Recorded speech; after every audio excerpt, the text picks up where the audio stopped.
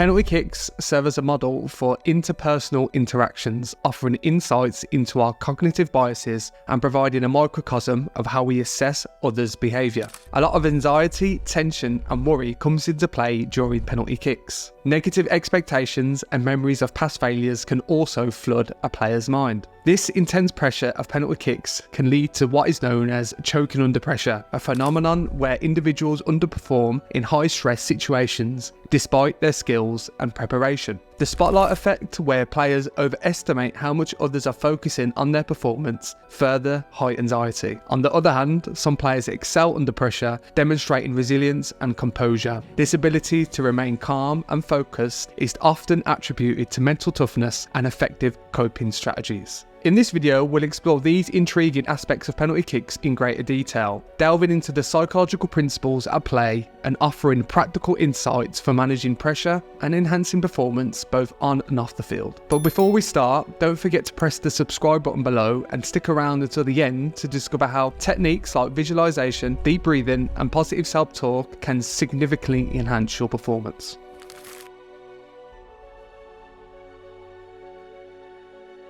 Typically, much focus is placed on discussing the starting 11 for a game or a tournament when the Euros or World Cup comes about. However, the crucial question often becomes who will compromise the end 11, the players who will remain on the pitch for penalty kicks when the pressure and outcome are intensified. Penalty kicks offer a rich analogy for understanding human behaviour in high-stakes situations. Our reactions to pressure, our coping mechanisms, and our ability to read and influence other actions play crucial roles in various aspects of life, from professional settings to personal relationships. These reactions occur simultaneously, presenting a significant challenge for most players facing penalty shootouts. Some of the best penalty takers in the world employ vastly different techniques. One standout example is Panenka's daring chip in 1976, a shot that not only decided the European champions, but also held the weight of his nation's reputation on the line. Instead of relying on power or precision to hit the shot, Panenka opted for audacity, becoming so famous that the move and the shot was named after him. Whilst Panenka's approach to the penalty kick was unconventional, it actually makes more sense than he might initially appear. At first, a penalty kick can be described by psychologists as a non-cooperative zero-sum game. This means that the outcome of the kick are directly competitive and any gained by one side, for example the scorer, is exactly balanced by a loss on the other side conceding the goal, without any potential for mutual benefits or cooperation between the kicker and the goalkeeper. In the context of the penalty shootout, it essentially boils down to randomly choosing where to shoot and hoping that the goalkeeper doesn't predict the same direction. However, when you examine the actual distribution of penalty kicks, it looks quite different from a random chance. When we observe where goalkeepers choose to dive during penalty kicks, the research shows that they overwhelmingly avoid staying in the centre of the goal. This tendency suggests a strategic approach to maximise their chances of saving the shot. In this process, a significant reason for a goalkeeper avoiding the centre comes down to a specific behavioural phenomenon known as action biases, which most people are likely guilty of committing. For the goalkeeper, the paradox of choosing comes into play when deciding which direction to dive. Whilst they have the option to dive left, right or stay in the centre, the abundancy of choice can create uncertainty. Goalkeepers may feel pressured to make a quick decision under the scrutiny of the kicker and the crowd, potentially leading to errors in judgment or choosing a less optimal direction to dive. These factors can further complicate their decisions, impacting their strategy and potentially increasing the likelihood of errors or choosing a less effective diving direction. Obviously, we see goalkeepers employ various tactics to unsettle penalty takers. They try to disrupt focus by scruffing up the penalty spot, delaying the kick, engaging in verbal distractions, and even performing unusual movements or dances on the goal line. These techniques highlight the psychological battles that occur during the penalty shootout, where goalkeepers aim to gain a mental advantage over their opponent. However, it is the kicker who, during a penalty kick, needs to maintain focus amidst external pressures as well as distractions. You'll notice that some players take a long or short run up to their penalty kick, which can add to the goalkeeper's uncertainty as well as anxiety. This stylistic run-up can create additional tension and anticipation for both the goalkeeper as well as the fans, intensifying the psychological battle of the penalty shootout. Waiting for the first move is also a phenomenon used by many, as it plays a key role in determining the initial advantage in the psychological duo between the kicker and the goalkeeper. If the goalkeeper tends to dive early, it's more effective for the penalty taker to wait and observe their movement before deciding where to shoot.